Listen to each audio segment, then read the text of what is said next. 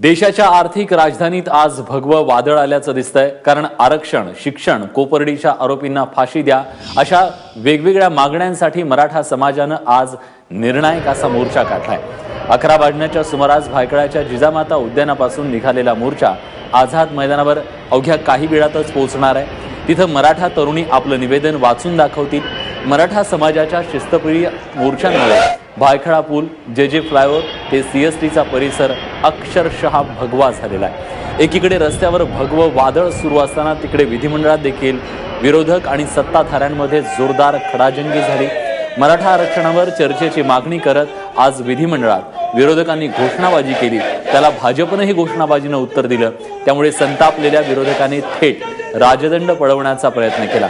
त्यानंतर विधिमंडळाचं कामकाज दुपारी 3 वाजेपर्यंत तहकूब करण्यात आले आणि आता विरोधी पक्षाचे सगळे आमदार फेटे बांधून या मोर्चात सहभागी होण्यासाठी निघालेले आहेत।